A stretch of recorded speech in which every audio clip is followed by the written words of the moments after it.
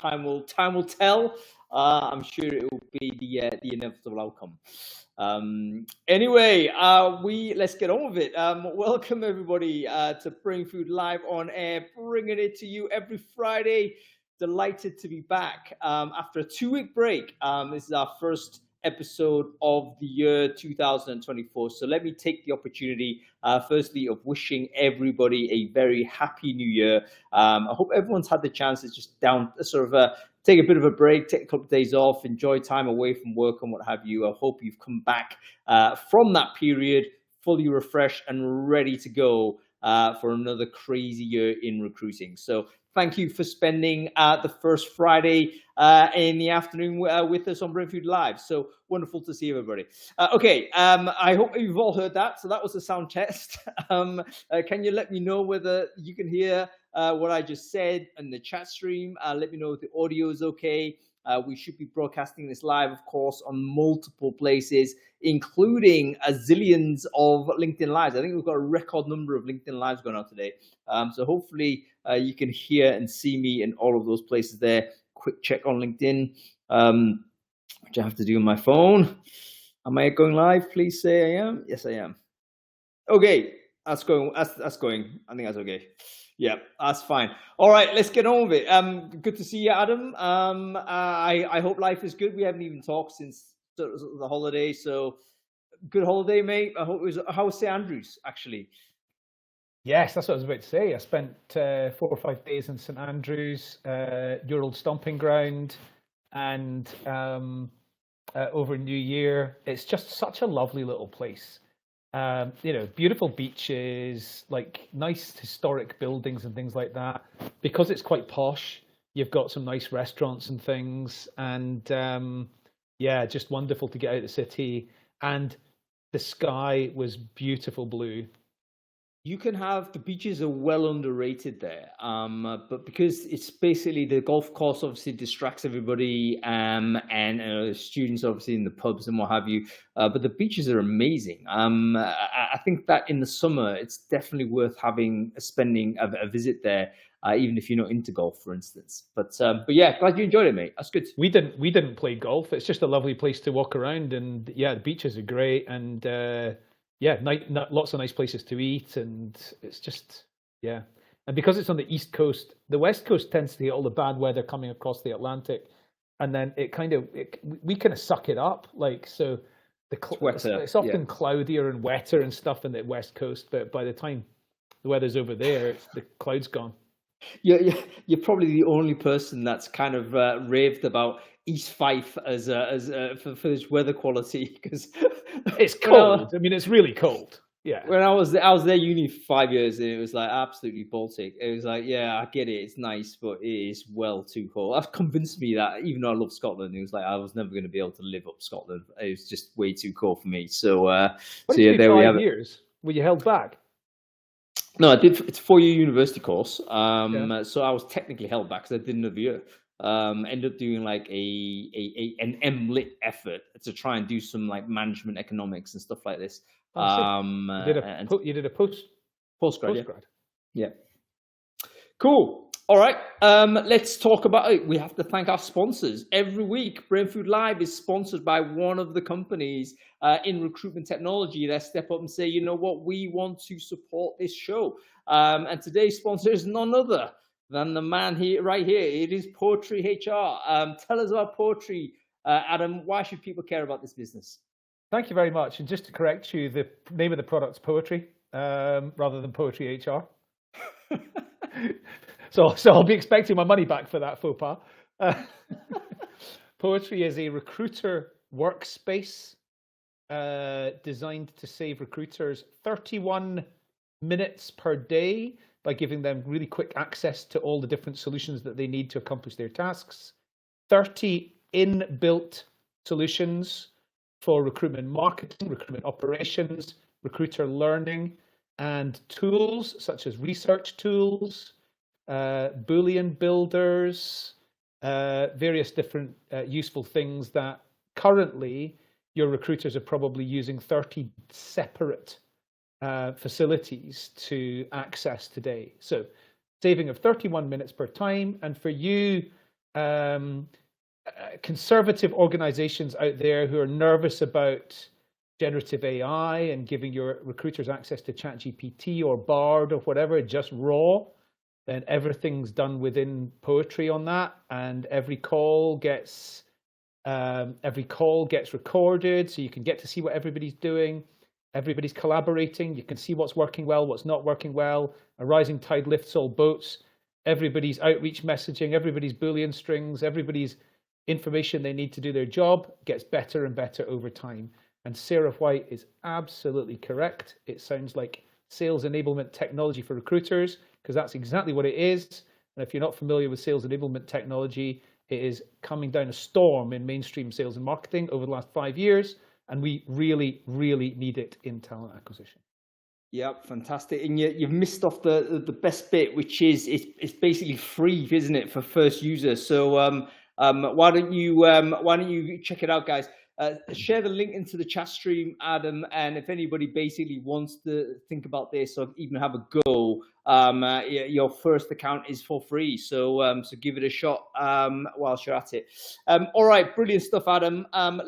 We should review the newsletter. I mean, it was a bit of a strange newsletter, wasn't it? It was just a review of Brainfood, really. So and we'll get into this show. Yeah, absolutely. Lots of really interesting points in the newsletter, which are useful for especially recruitment marketers, because there's a lot in there around engagement and content and marketing. So I've become really fond of your polls and the answers that people are giving. So you asked, what do people want to see more of from Recruiting Brainfood in 2024? And you gave a few suggestions, and 30% said they want RoboHung, which I think RoboHung is presumably a custom GPT. Is it? Is that what you're going to do? Yeah, basically something that's trained on Brainfood data, essentially, that can replace the Brainfood larder, which is basically kind of defunct at this point. So yeah, I need to get that enabled for sure. 30% also said they wanted in-person meetings, which I thought was really interesting. I mean, it's difficult to scale that, isn't it? And I think everything you do is about setting stuff up for scale. So, however, is there a gap for in-person Recruiting Brainfood meetings? There might be similar, probably audience crossover with the likes of True, but I don't think there's much else.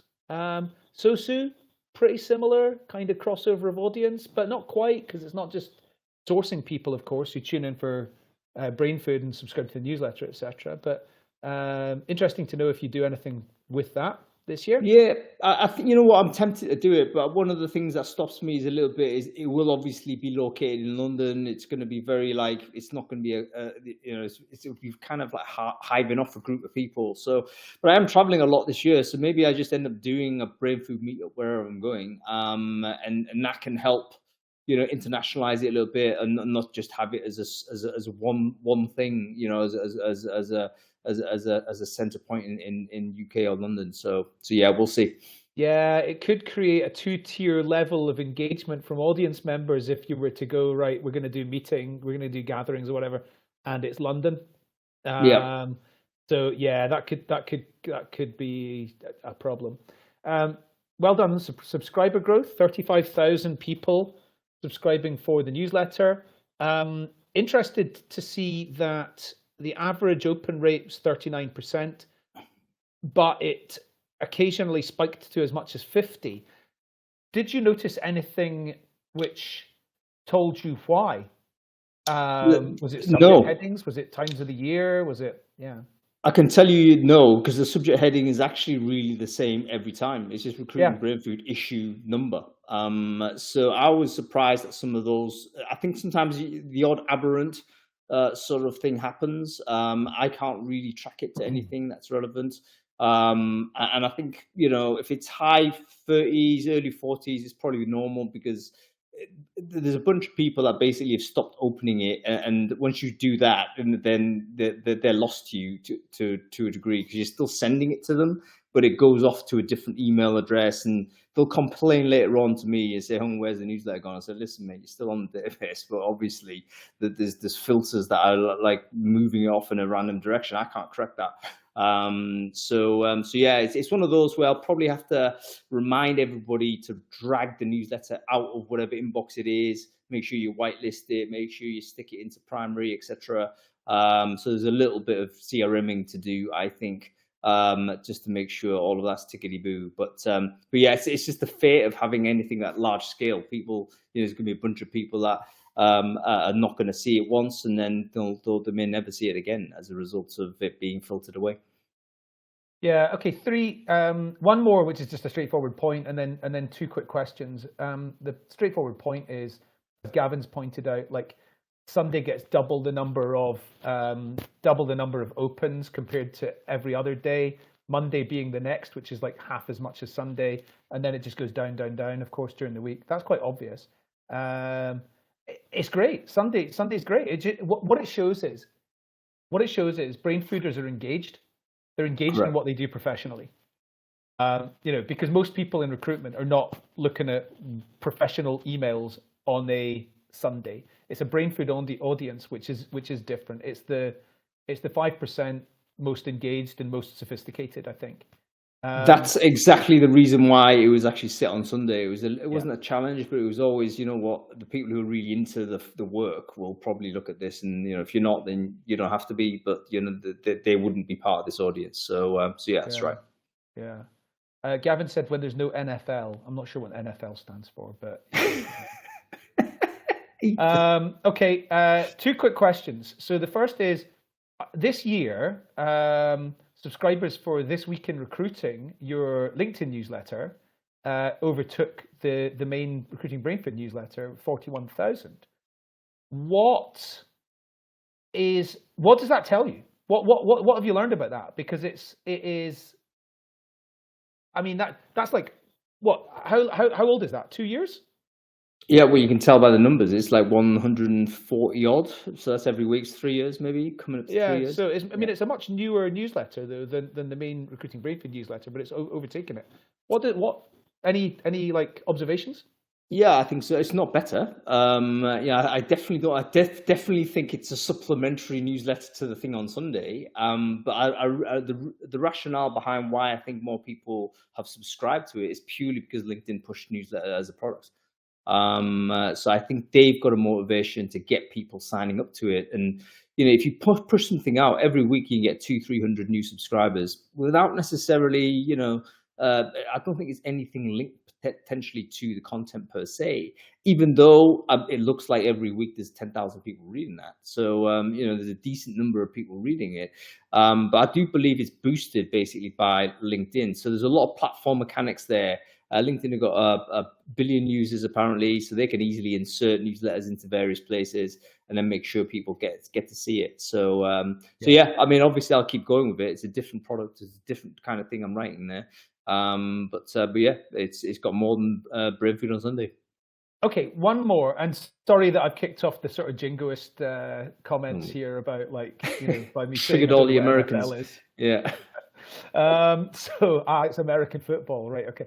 So last thing I wanted to ask about was 50 across all the different broadcast channels. There's about 1,500 people a week that are tuning in for Brainfood Live, which I think you've said that means that it's definitely the best regular recruitment broadcast because there aren't any others. What happened to the others? Because I can't remember if I can't remember if you started this and then I joined you, or whether I was at the beginning as well. But I was near the beginning, certainly, and there was quite a few at that time. What happened to them? It's just, I tell you what, it's hard work. It's tiring work to keep doing it. So I totally understand that most sort of live streams, podcasts, whatever it is, they get abandoned after a certain period. Spotify, for instance, if you do more than 10 podcasts, you're already in the top 1% of all podcasts for longevity. And I think live stream is similar, if not even. I mean, we're now habituated to it, so it's probably harder for us to stop than it is to just continue. Like, there's a momentum behind the fact that we do this every week. But I think a lot of people, You know, they did some great shows. I'd love to see them back, but you're right. A lot of them have fallen by the wayside. So, and I don't see anybody doing a live stream in the same way we're doing it. So this is not quite a podcast. Obviously, this is going out live, zero prep as usual. And we're just throwing it out there. And yeah, I don't see anybody do it. So yeah, if you want to do it, let me know. I'm happy to help. I'd love to see more people get onto LinkedIn Live and, you know, do all of these things. So it's a chat show. It's the loose women of recruitment. That's exactly what it is. About as bad. The chat's even worse than loose women. It's the Phil and Holly. It's the Phil and Holly of you could be Phil. Oh, don't even go there. That's lost its cultural cachet. Right, yes. Let's get on with this. Forecasting for this year. Adam Gordon, entrepreneur, launching product. What do you see, man? Give us a few headlines before we bring in some people who know what they're talking about. Okay, I think that buyers of technology solutions have got fed up with the amount of different point solutions that they need to use to get all their stuff done. This is not a self-serving comment, by the way.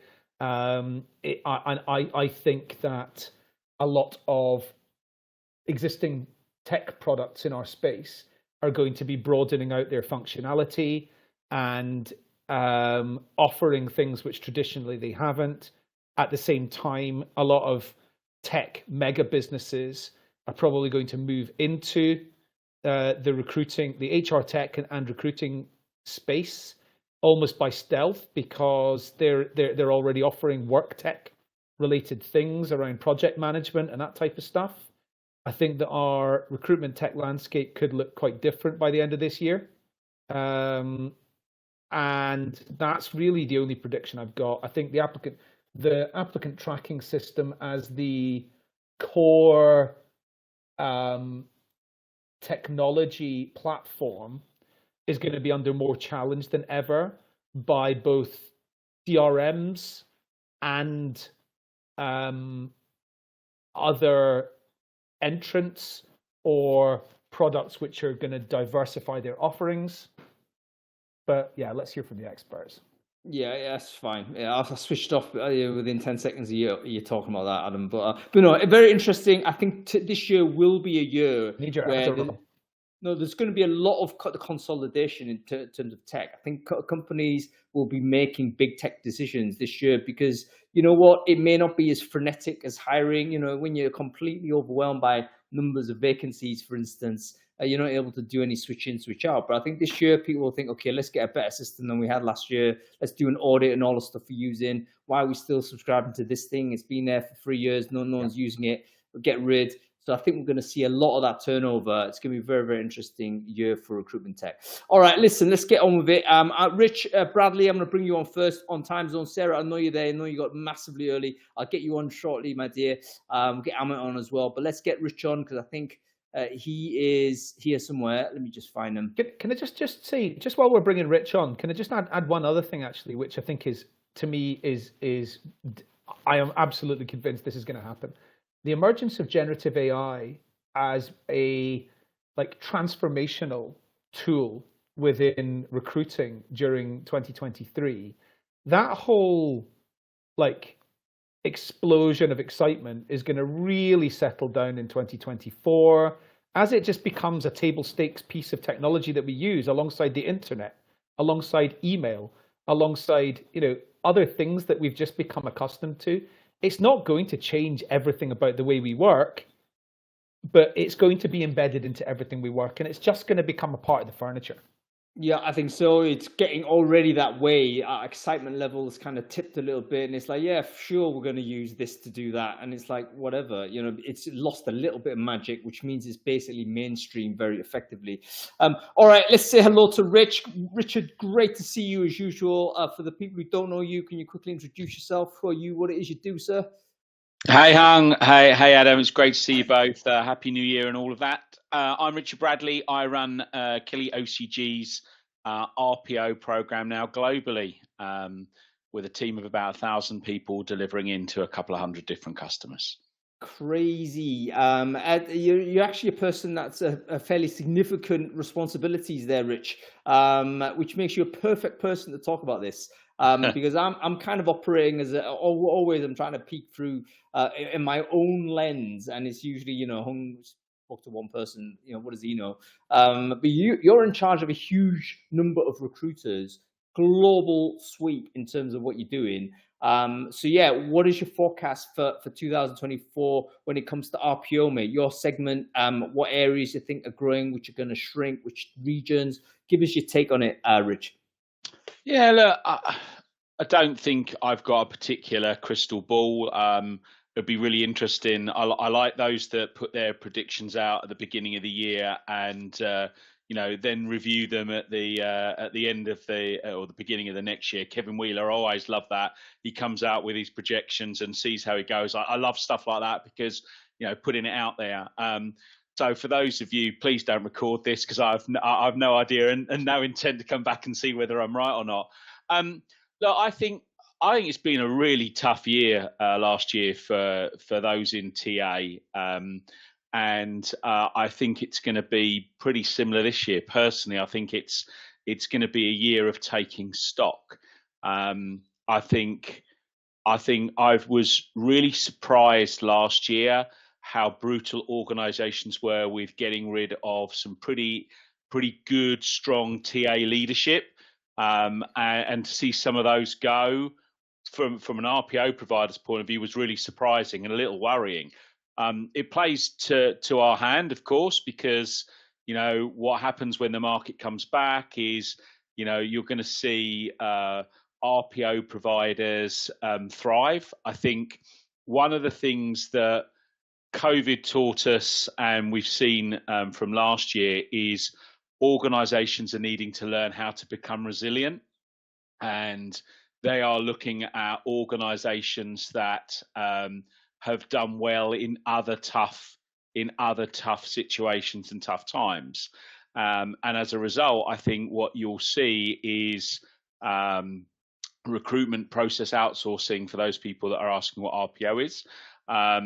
You're going to see more and more of that become part of an integral strategy for internal TA teams. Adam, to your point, I think there is a lot of a need to try and build efficiencies in using technology and using platforms like Poetry, not Poetry HR. Other products are available.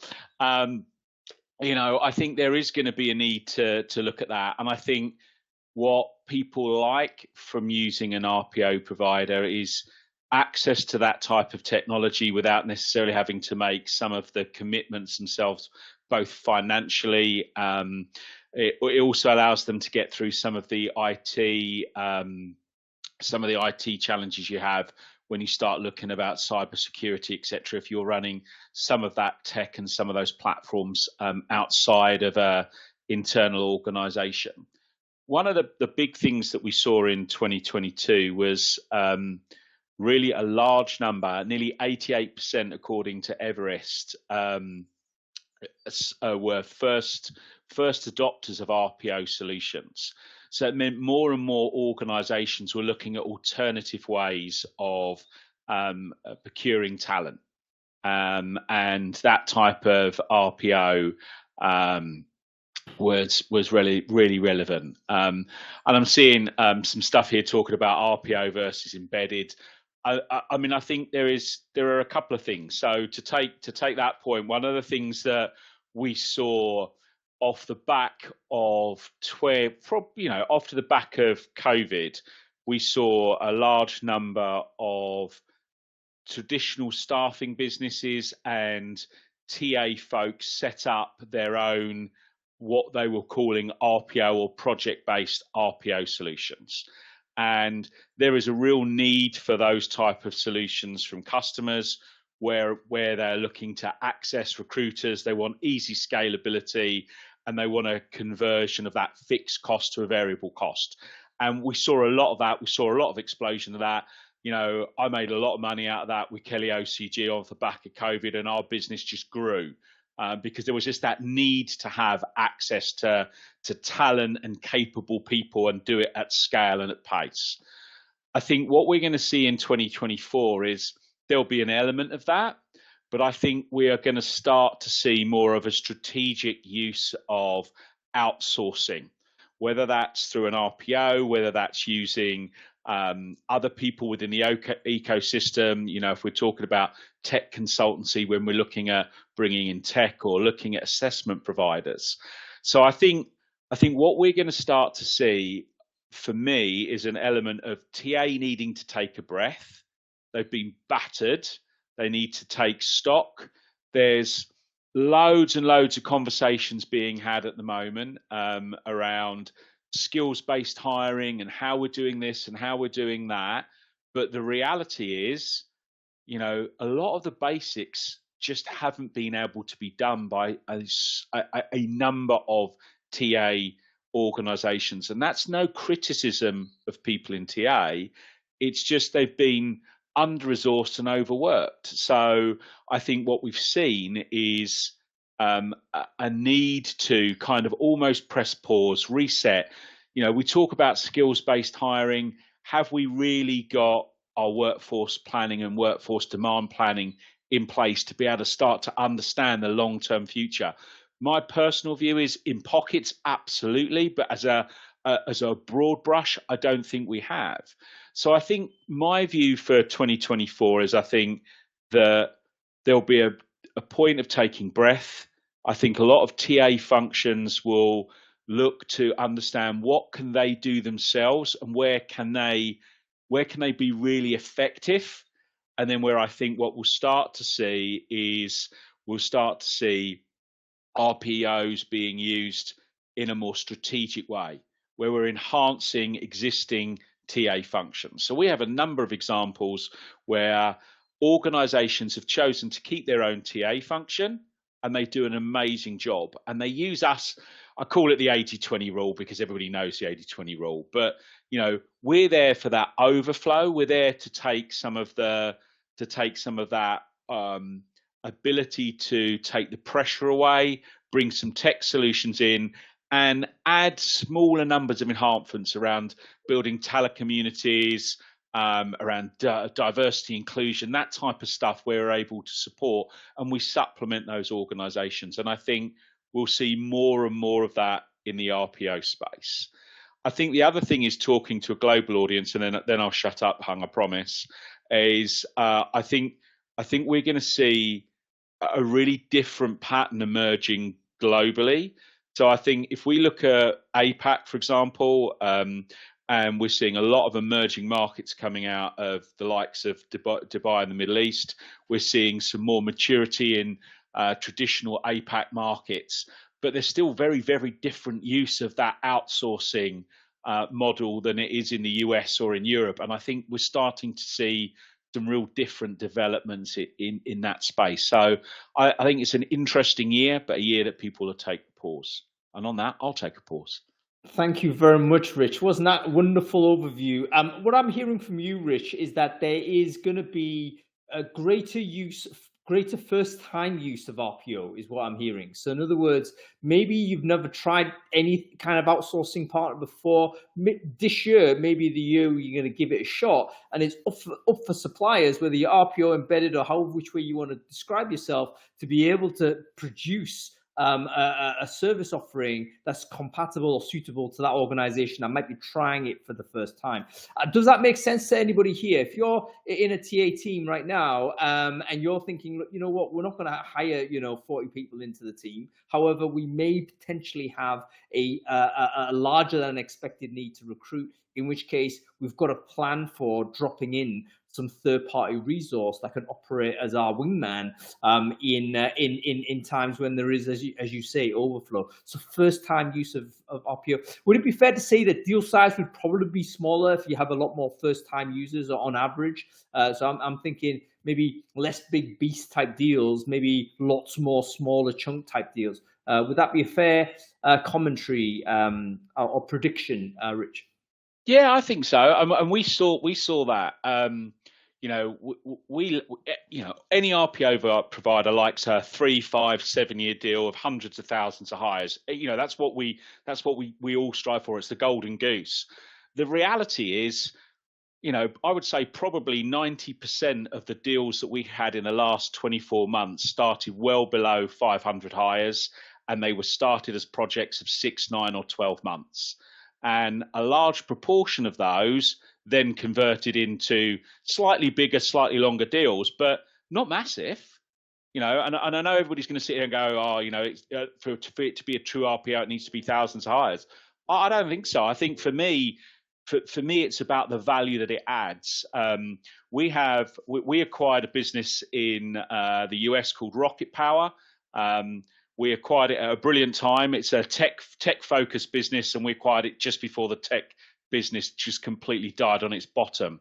But they're exceptional. They hire 20 to 50 people for an organization, but these are all startup organizations in that kind of fintech or medtech type areas. And they do some amazing hiring and some really, really impressive work, but it's smaller numbers, but they own it and they deal with it. And I think we're going to see more and more of that come through, which is really interesting because we're seeing a large number of the bigger RPO players exit some of that space, but they're being filled up with a lot of staffing businesses or non-traditional, what I would consider outsourcing businesses coming into that space. It's very crowded. I don't want to call it the bottom of the market because it's not bottom, it's linear. But in that particular market space, it's becoming very, very crowded. Yeah, and we've got a lot. Let's not forget, we had a lot of talent that was sort of jettisoned into the dispersed, if you like, into the marketplace. A lot of those people will be perfectly capable of delivering some sort of embedded stroke RPO solution at small scale. And if they get together with a few more people, then potentially that can scale up for themselves. So in other words, the options will improve for companies that are looking to explore this angle. All right, Rich, listen, I'm going to have to move you on because I've been told 3-line wait. I've got to keep to better time in 2024. I think everyone's correct on that. So thank you very much for joining us. I'm looking forward. We'll catch up soon again, Rich. I really enjoy us getting together when you're next in town. So let me know when you want a coffee or a lunch or whatever, and we'll sort that out, mate. Will do. Thanks, everyone. That was great to get that information. I firmly believe in the concept of RPO, and I think it's going to grow. Sarah White's added I think Sarah's about to join us, has said that 20% of companies, from 2023 research, 20% of companies are looking at RPO, are looking into RPO support. I'm surprised it's that low. I would have thought it was higher than that.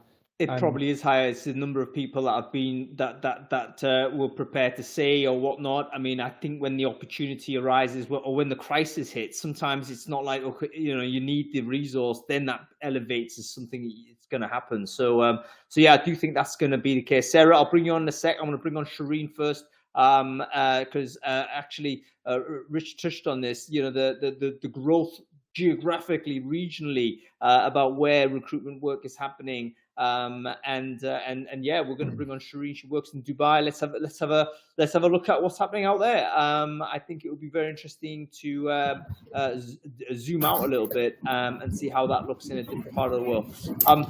Oh, there she is. Hello, Shereen. Hello. Do you hear me?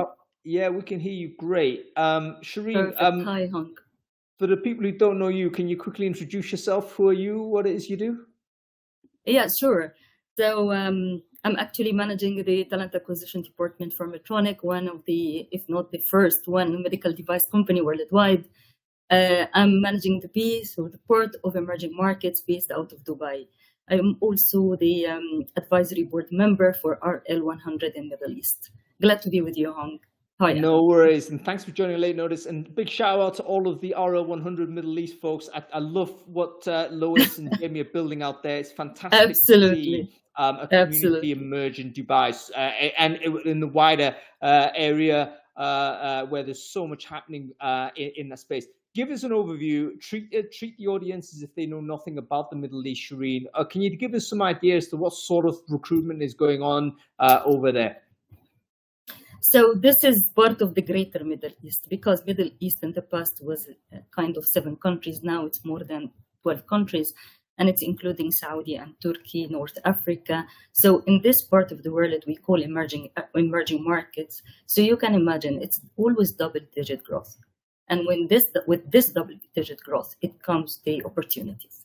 That's why I was listening to Richard, to you, Adam, and I agree with what you have just said about the evolvement of the Middle East. You will see more and more coming in this area, especially with the development in Saudi Arabia, in Turkey, and you see in this part of the world, also in Africa, you will see in this part of the world, the continuity of the business growing and growing, and more investment actually business are willing to put in this area. So I believe that the demand will remain the same. It's not going to go down. With the maturity, different in maturity level between companies, definitely you will see different maturity levels in hiring, especially with the volume. But I don't expect that will go below than 2023. I think this will remain higher, like if it's not higher than 2023. And the good thing about emerging markets is that you can actually implement new things. You can apply methodology. The adaptability and agility to accept technology, accept the new modeling is really high. So that's why you can see it's fast pace, and the development is really fast. You can see the result higher than anywhere else in the developed markets. And the good thing, the partnership with the government, giving a lot of opportunities to the companies. So a lot of associations are giving this kind of opportunity to achieve more goals by partnering with the governments. If you see how Saudi Arabia developed in the last 2 years, it's amazing. No one was imagining that this will happen. If you look to Turkey, it's still growing and growing. If you look to the Gulf area, what are the manufacturing plants are putting in place by a lot of companies here? It's amazing. And I really think that the trend in 2024 is going to be challenging, because this is going to push us to do more about technology, more about what else we can present. Hiring for skills, definitely something. Hiring for... Sorry. It's okay. Well, there was construction going on in the Middle East over there. That's not from the Middle East. The new skyscraper just been thrown up. Yeah, there's actually deconstruction going on. Something just fell off my wall, but I'll go fix that. Don't worry. No, that's okay. That's absolutely okay. I was actually talking about the trends for 2024 from where I'm seeing it, because I'm talking from the client side. We're actually seeing a lot of development in terms of the demand in high tech. The skilled people in the technology part, especially with robotics, with the artificial intelligence, this is going to be increased. The base remain the same. Diversity, inclusion, and equity remain the focus. What people are asking in this area, especially that in this area, you see a lot of young people. So the base actually coming from early talent. You see a lot of early talent hiring, and they are very well equipped with high education and knowledge. So those people are actually looking for flexibility. So like remote work, flexible work, hybrid work. It's not only about the offer itself, the financial, it's more about the benefits. It's more about training and development, what companies can provide to those talent. And this gives great opportunity for our RPO partners, for recruiters, to do more and more about strategic pipelining and also sourcing, because this requires a lot of work ahead of time.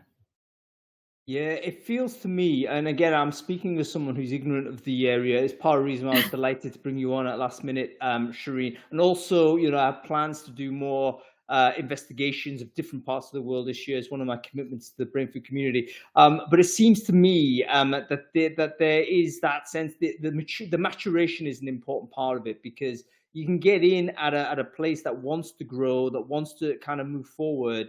There's huge amounts of energy there, and therefore lots of opportunity. It's almost like a similar vibe to, let's say, a startup, but it's at a country or regional scale. True. And so lots of things going on. I've noticed as well, there's quite a few people that I know have moved over to Dubai in particular. And that's just like a small signal, but I kind of noticed that and think, you know what, that's the second person that I personally noticed has decided to leave, let's say, a big European center to go there. Maybe that's start of a kind of a hidden trend to see that happening. Do you see this, Shereen? Like, are there recruitment jobs happening in places like Dubai and Riyadh and places like that? Huge. In Oman, in Qatar, in Bahrain, in Kuwait, in the part of the African part, in Sub-Sahara, in South Africa, in Turkey, the whole Middle East is becoming like the most attractive area now. People are coming here for many reasons, whether they establish their companies and they really can work. Everyone can work here because of a lot of opportunities arise coming from the developments that's happening on ground, the opportunities given to all of them, and the ease to do the things. So, as I said, emerging markets famous with that you can implement ideas. They accept the innovation, they accept technology. So it's easy for everyone to really put these foot on ground and work. And you will see a lot of startup companies. Startups company are actually massive. I remember that in Dubai last year, they announced the number of companies registered in the country.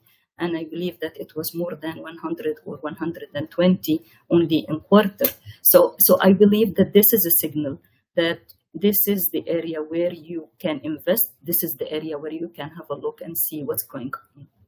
Yeah, I mean, I do know a lot of European-based or US-based businesses are kind of having to diversify their focal point because they have to recognize where the growth is. Europe at the moment is anemic at 0.5% growth or something. That's going to have an effect.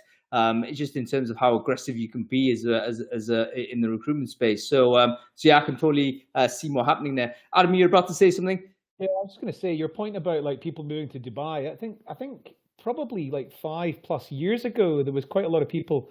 Like Dubai became the new Australia for talent acquisition leaders. There was a lot of people moving there. But the thing that I've noticed the most, really stark over the last 12 months, has been the amount of people moving to Saudi Arabia and moving to Riyadh, because there's some mega projects and things, and a lot of people moving to the UK in talent acquisition. And every sector, if you look to the airport sector, like construction, food and beverage, medical, manufacturing, everywhere, because they're giving also privileges for those who are investing in the country by giving the golden visa, by really facilitating their work permits and ease to stay there. And it's really amazing to see the amount of development going on in this part of the world. Yeah, it's going to be amazing. I need to speak to a few people who are involved in this. There's a friend of mine, he might be watching this, Ollie Fletcher or something. I don't know whether you know him, but isn't he involved in like recruitment Red Sea project or something like this? Kevin is NEOM.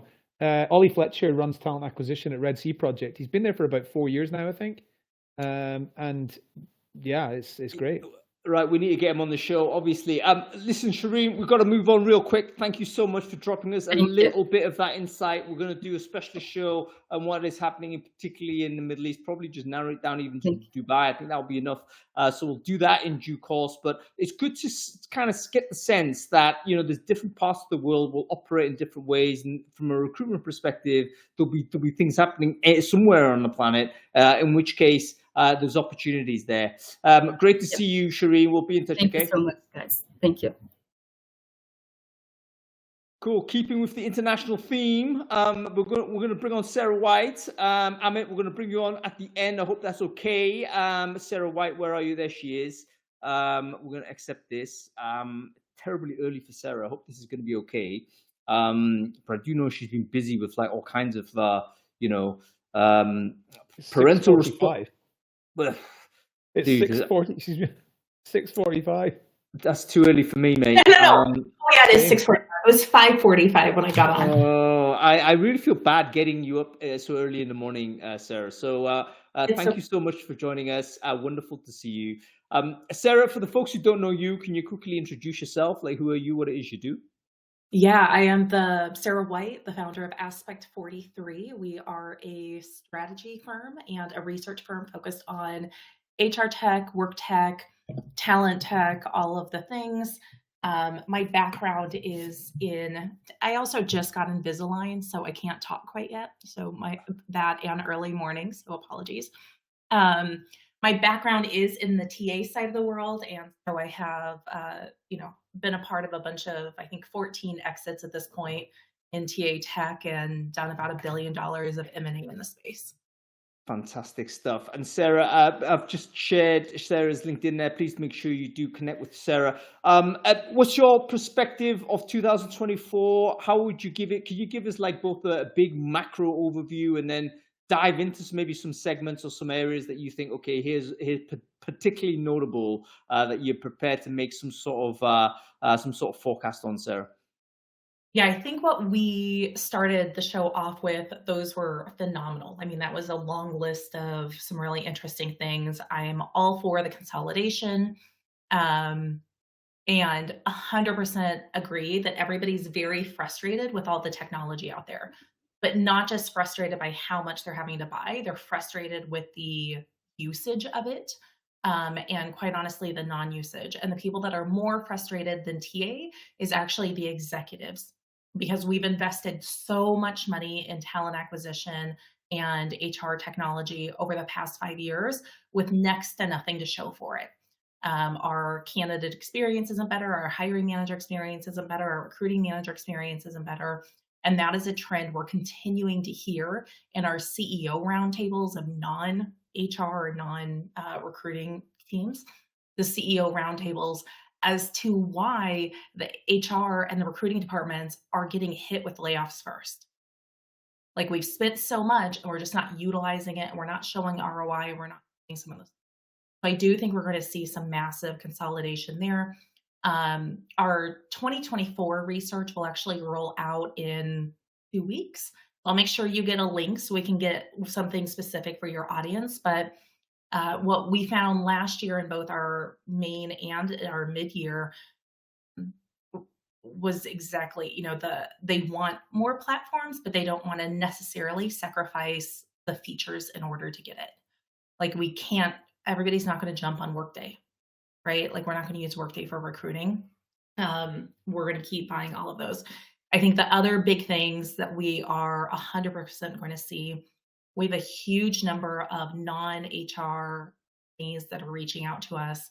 So Marcom, FinTech, sales tech, all of these areas. In fact, we actually have one that is info security that we've been working with, and we are building out their talent acquisition or their HR tech solution for them right now and getting them positioned to go to market and getting roadmaps done. So I think that was a spot on comment about what is happening there.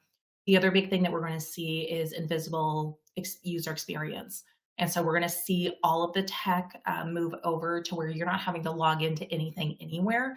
You can do it all in the flow of work, whether that is Slack or Teams or your email or in something like Poetry. Like, you're not going to have to jump around and do everything, which was a big push about 8 years ago, was you need to have stickiness in your product.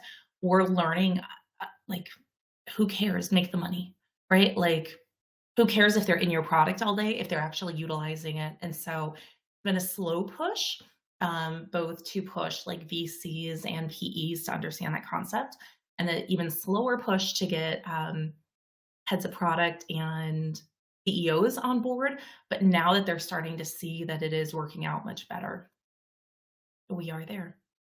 Want to see the invisible.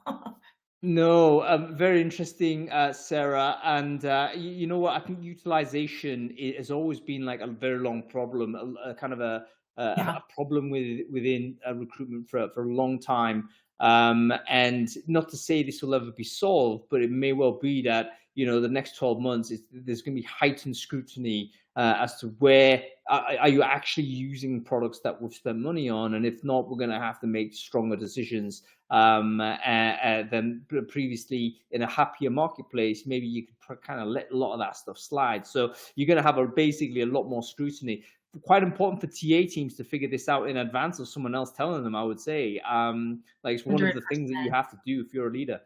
I mean, we're seeing, not even the biggest of the global, but like Fortune 2000 companies that we've gone in and done some sample checking of their tech stack with.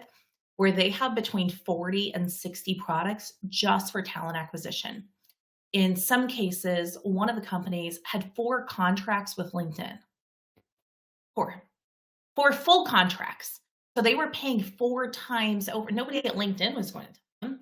And everybody bought in different locations, but they bought for the whole company every single. Another one was in the process of going through to buy video interviewing software. And as we looked through their tech stack and was really diving into this, they already owned 3 other systems that had just never been implemented in online. And so there's a lot of waste happening, and a lot of it is because in 2020, everybody was just buying like crazy.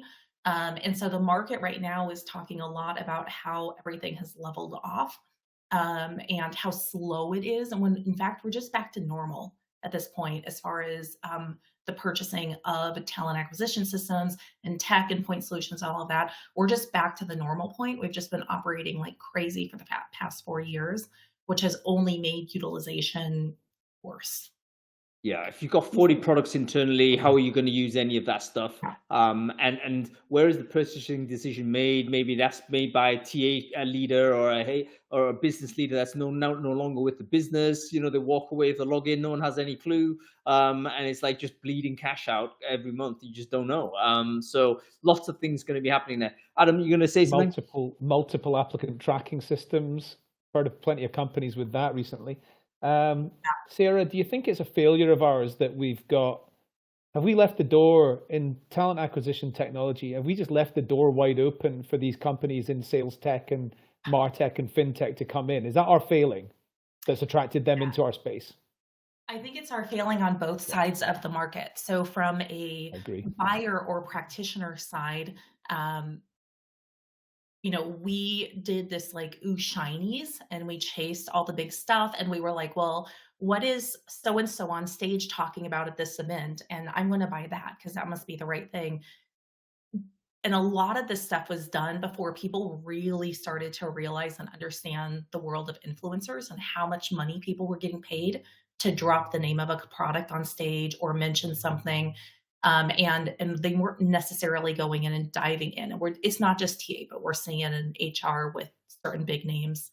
They get paid $150,000. They write a nice article about it, and then everybody's happy, except for the people that bought the product. And so we've got a little bit of that, of not doing the due diligence of what actually we need to buy. And so we just kept buying stuff. And then on the flip side, you have a bunch of TA vendors who quite honestly went into just like the mode of doing the bare minimum for upgrades and changes and not actually looking at what the business was going to need.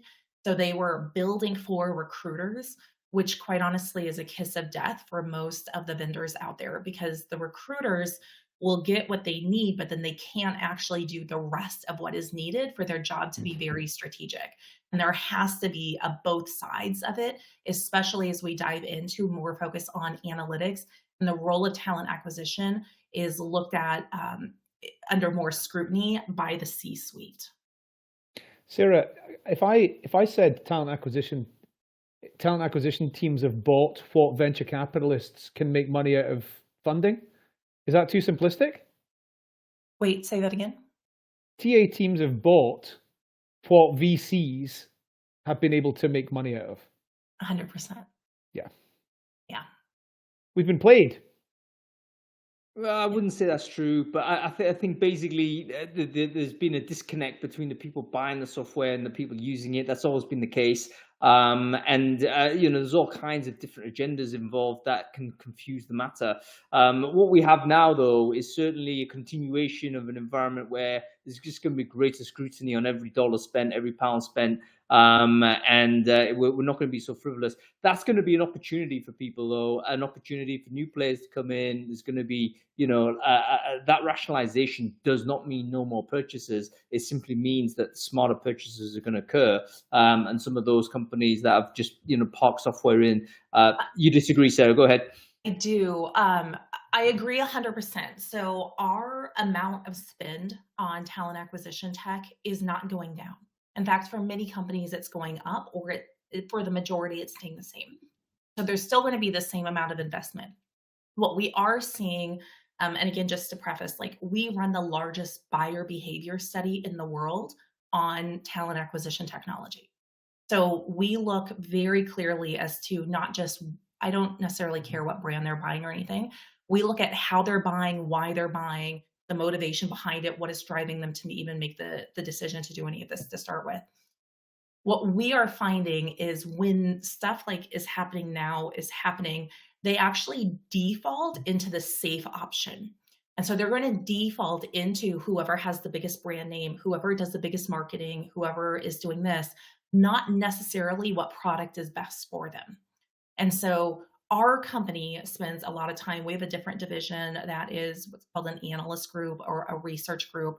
And it is completely unbiased, unrelated to the strategy side of our business, where we do large scale content completely for free. All of our research is free. We put it out there just to help people better understand what the options even are, because we know based off of the other side of the data that they are defaulting, again, just to whoever has spent the most money in marketing, which makes it even harder for those early entrants to be able to come in. Because there's this belief that, well, if I ask, maybe I'll ask something in a chat or I'll ask something on LinkedIn, and whoever makes the most comments, that must be the right thing, or whoever my competitor uses must be the right thing, without kind of actually, we've been talking about a little bit in chat, following the money is always the biggest thing, whether it is research, whether it is,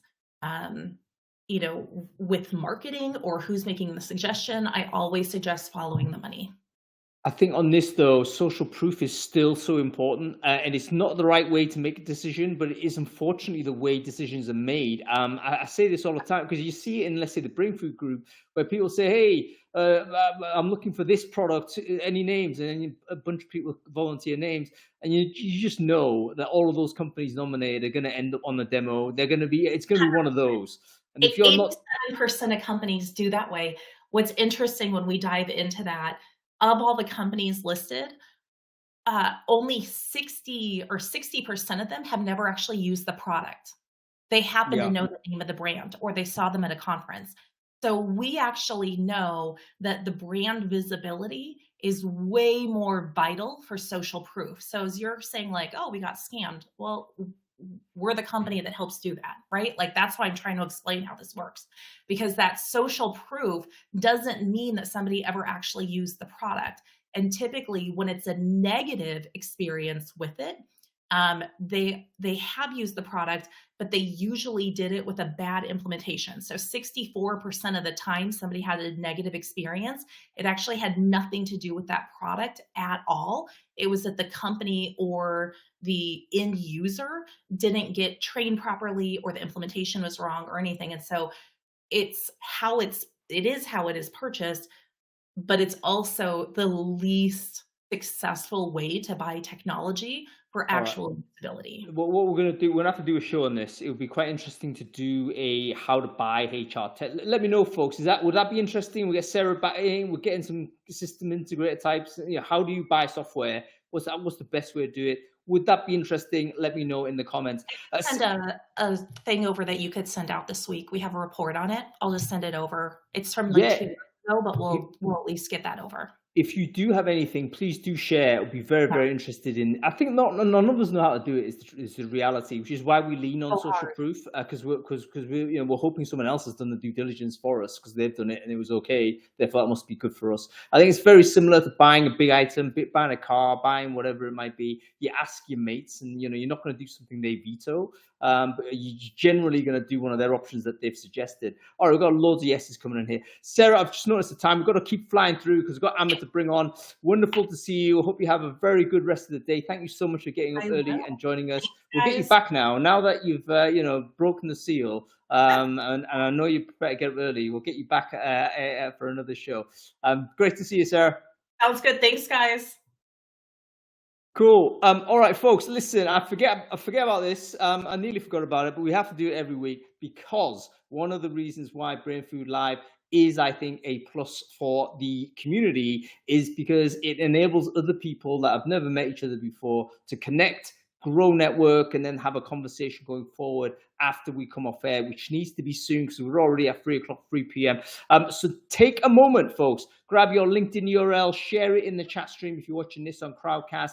Then make sure you connect with everyone else who's done the same. If you're watching this on any of the LinkedIns out there, whether you're on mine, you're on Adam's, you're on Caroline's, or whoever's LinkedIn that's you're watching it, get your LinkedIn URL, put it into the comment thread there, and then connect with everyone else you see that's done the same. You should walk away with 50, 60, 70 new connections to start your year off in the right way. Okay, let's bring on Amit. He's been a guy I've been wanting to get on the show for ages, and he's been waiting very patiently. Let's bring him on. I think a lot of you folks might not know Amit, but I'll wait until he comes on. We'll introduce him properly. There he is, Amit Taylor. Hey there. Thanks for being patient, Amit. Happy New Year to you. Wonderful Happy to New see Year. you. Amit, for the people who don't know you, can you quickly introduce yourself? Who are you? What it is you do? Sure. My name is Amit. I am the founder of TrueUp, which you could find at TrueUp.io. It's a career platform for people who work in tech that is now transitioning to more of a marketplace, so also a place to hire people who work in tech. We have a ton of data, and so I think a lot of people enjoy our data and insights. Our layoff tracker is very popular, or has been very, very popular recently, but also just a lot of really good job data in tech. And so happy to talk about any of that. And it's been amazing to you're still one person, as I understand it, doing all of this. So it's crazy that one guy has put all of this together. But I've seen TrueUp, like literally so many different publications publish data from your website in terms of the layoff tracker, how you present that, and then keeping it in it kind of data current. So many publications. I think I've seen it in the FT even. I've seen it everywhere. It's like everyone's quoting you. So it's crazy how that's going. I'll post a link here in the chat for, actually this is specifically a link for a job chart that we have, but the layoff tracker, it kind of just went viral, or kind of repeatedly goes viral every time there's a pickup around layoffs, which unfortunately has been pretty common over the last year or so. Well, hang on, you're sharing these links here. Why don't we just take a look straight away, Amit? I mean, in terms of like, and you can talk us through what these things are. I mean, are you able to pull up? Oh, cool. Yeah, I didn't realize I could actually. Yeah, if you share screen, then we could maybe just dive straight in and have a look. See. Cool. I also know we're at time already, so don't worry. We're gonna keep rolling. If you've got time, we've got time. Cool. I think I can also fix this weird Mars U I have going on here. Don't worry, it looks great, man. Here we go. Here we go. Okay, cool. Back on planet Earth. What are we looking at? So, this chart's probably an interesting starting point of all the jobs that we track. So we try to track every open job at every large tech company, and then all of the startups out there. Also try to do globally track all these companies, but admittedly we're best in the US, pretty good in Europe, and the rest of the world, except for not good in China and Japan at the moment. So it is a somewhat biased data set. But you can see here, 2022, we peaked like an all-time high of almost 500,000 open jobs at these companies. And then 2022 was a pretty brutal year.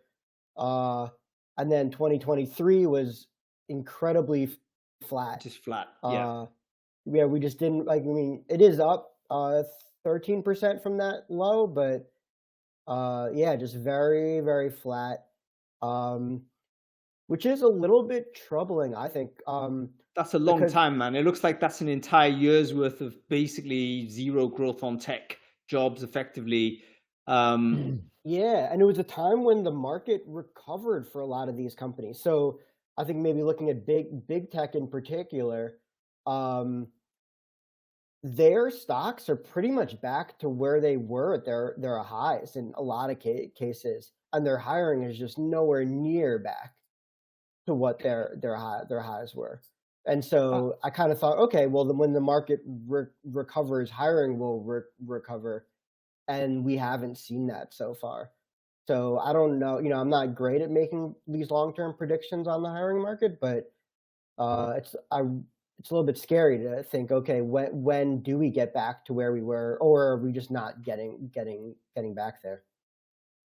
I believe that a lot of recruiting teams that downsized in 2023 are not going to be scaling up, and they're going to be told to work out how they can fill more jobs with smaller numbers of people. Whether you agree with that or not, my question is, do you think that this same concept would extend to tech teams? Because I can see that a tech team that's gone from 300 people to 220 people has probably got access to more things than they did a year ago to be able to move faster. So are tech teams going to be smaller? I think that's the thought or the trend with AI. I think it's kind of what you're maybe alluding to there. Partly, yeah. Yeah, I think that's definitely the thought of like teams. I think it's almost not that they need to get more nimble than they were historically, but that they just got so bloated the last few years with hiring, where so many people were hired. There were so many kind of middle layers of management that were added that made a lot of these like bigger tech companies inefficient. Yeah. That like we're just never going to get back to what seemed like was the new normal a couple years ago, and there will be a lot of this premium. I have some experience that like I did work in big tech, and I kind of saw, I think, a little bit of that firsthand when I was there, of just the process and the bloat. That in retrospect, we're just never getting back to that again. Yeah. And so I think we might have hit big tech size, so to say. I think like those companies are never going to be that size in terms of their engineering component, because you can't see that. Even there's two sort of big trends. It's not only a high interest rate environment that's completely changed the game from an investment perspective, but it's also this sort of arrival of generative AI, which apparently is making engineering super productive. Well, okay, if that's the case, then you can imagine that there's no need to hire huge batteries of software engineering teams anymore. So yeah, very interesting. Okay, Amit, what else are we looking at here? Flick over to the layoff tracker. Are we past layoff now? Fan favorite here, layoff tracker. So this looks like a pretty good trend here. Again, this is specifically in the tech industry or tech companies that we consider tech. So it's not going to cover all layoffs. But you can see this trend looks relatively good, although even the steady state is just not great here. And if you look to before all these layoffs, there were just really not many layoffs happening in tech prior to all this. What just passed out of this chart is is last January, which was the worst month for layoffs, I think, potentially ever in tech. The number was over 100,000 there. And I do think January structurally can be rough because companies don't want to do layoffs over the holiday period. So they decide to do layoffs and then waited until January last year. And so I think we're going to see what happens this January. I definitely will not be as bad as last January was, but it will, there's going to be more layoffs this month, obviously. And then I don't really know how to make predictions on what's going to happen. No. Don't worry about the predictions. I think the data itself is super, super interesting. Okay, Amit, because time is running short now, but before we let you go, can you give us a few more looks in terms of what you're personally getting involved with on this side? Like, why should people be excited about TrueUp? What kind of things are interesting for other people to investigate and look at here? Oh, sure. Yeah. I mean, so TrueUp, again, it started off as just a career platform for people looking for jobs. So if you want to search for jobs, you just go to trueup.io/jobs, have all the, this is all the underlying data at these companies. And so you could, for example, look in different areas of, I know obviously a lot of people here in recruiting, but you want to look for like a product manager, or here, we could do a people job, recruiting job, 966 jobs in recruiting at these tech companies that are still currently open. We have all sorts of AI on top of this and a lot of data. So you can see the last time a company had layoffs directly in the job posting here. So check it out. A ton of data, a ton of jobs, and always feel free to reach out to me if you have any thoughts or comments on what we are building. That's very interesting, and I got to let you go, Amit. But I do notice you mentioned diversity in one of the people groups there, and we've seen some chat on the chat thread about whether diversity is up, down, sideways. We know obviously it's sort of a bone of contention at this point, so that'll be interesting to track that figure to see whether that grows or not, because I think tech companies were to a large extent providing a lot of the leadership when it came to pushing diversity and having diversity sort of professionals in there. So that's an interesting signal to figure out. Anyway, Amit, we've got to let you go. TrueUp.io, that is definitely something people should check out. You can stop sharing the screen now, Amit. I don't want to force you to do that, but I think I can. Yeah, listen, thank you so much for joining, man. We've got to let you go. You have a very good year. We'll catch up with you soon, Amit. Great information. Cool. Yeah, I tell you what, one guy putting all that together is crazy. This is the power of one developer, pre-generative AI, right? He's put all that together. I hope he's making money out of it. But him plus a GitHub Copilot, I fully expect this to be like a mega thing going forward. All right, we have to let it go there. The reason why we're letting it go, because next week we're going to do part 2 of Forecasting 2024. We've got another bunch of amazing people join. I don't even remember or know who those people might be, but it'll be another ensemble cast like this, telling us a bit about their domain and what their forecasts are. Make sure you follow the channel if you want to be part of that. If you're watching this on LinkedIn, follow my page, personal page. I can't connect with you, unfortunately, but you can follow it. And whenever I go live, you'll be able to see a notification saying Brainfood Live is going live. Okay, that's it. I'll see you next week. Thanks for watching, everyone. Good Lord. That was pretty good. Busy as usual. Sorry for overrunning. Just leave it on for the next hour or so. I've got a lot of chat to respond to in here. All right, fair enough. I'm gonna log off, and you can carry on chatting to everyone over there. I've got other stuff. I've got other stuff to do, but my point is that there's always a good engagement in the chat on these sessions, but it's a different conversation, isn't it? This one's been even more than normal. No, and I think that's fine, folks. Do feel free to continue to have dialogue. I don't know whether you want to stay on, because what I can do is actually switch off the broadcast. I'm going to do that now, and then basically you can keep talking to them more. If you want to just bounce off and leave it, then we can do that as well. Who knows? What do you know? I just want to ask you a quick question, right? I believe, I'm not sure if every industry has as many arguments as we do in recruitment, right? But the reason I think for that is because recruitment in the Middle East looks completely different to recruitment in the USA. The job of a recruiter in a high street sort of commercial temp agency is absolutely nothing like the job that someone's doing in Michael Page. That's nothing like the job that somebody's doing in, Spencer Stewart or Corn Ferry. It's a completely different job. And then you've got people in different industries where everything is different. People doing temp is a completely different thing from people doing perm. There's just so many different vantage points, and everybody thinks that their vision of the world is recruitment, when in actual fact, they don't see eye to eye because they don't. It's a different thing. Yeah, well, we're actually misusing the term. If we actually had different words to describe what the heck we did, then actually we'd have less arguments. I think you're absolutely correct. You can often have two people have a massive, proper hammer and tongs argument, and they're both right from their own perspective. You can see actually from their world, they're correct. But because their world is like not the entire world, therefore it becomes chaotic. It's part of the reason why it's quite funny and good to do, but it's also something that's worth bearing in mind in case you get too irate, because the chances are simply a perspective thing. People are actually looking at a different part of the beast. So there we have it. Yep. All right. All right. I'll see you next week. Cheers. Bye.